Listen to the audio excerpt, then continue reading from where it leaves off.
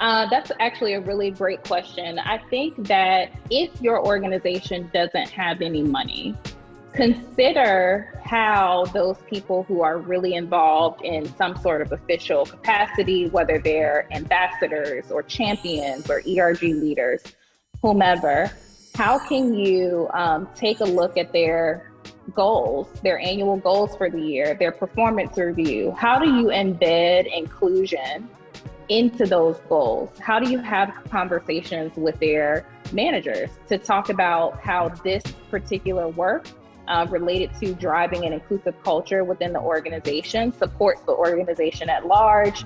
So we need to add, 15% of their role needs to focus on X, Y, and Z to get them to 100%. So it shouldn't be 100% of your role is your actual job, and then 15% on top of that is this work, but it should actually be included in that person's role if you don't have the funds. Now, if you have some funds to be able to compensate people, please do.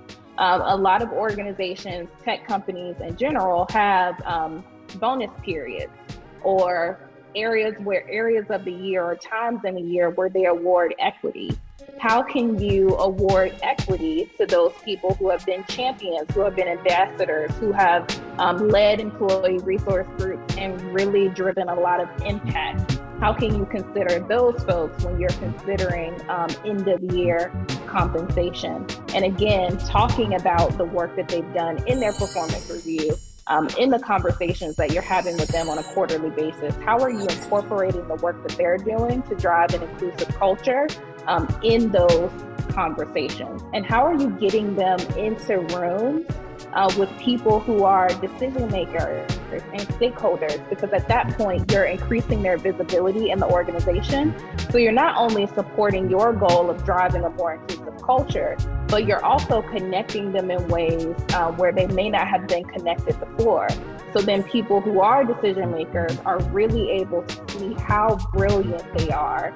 And I guarantee that those folks are more than deserving of promotions and progressing within your organization. Great.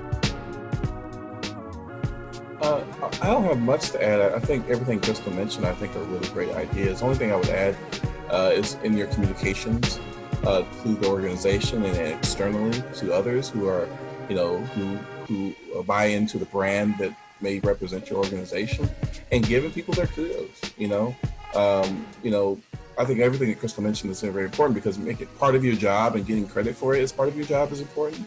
But sometimes celebrating those achievements internally from a communications perspective, but also externally, can be another way of just, giving people their gold watch now, or give you your flowers now versus waiting until later, and showcasing that in some way. That can be a really powerful tool as well.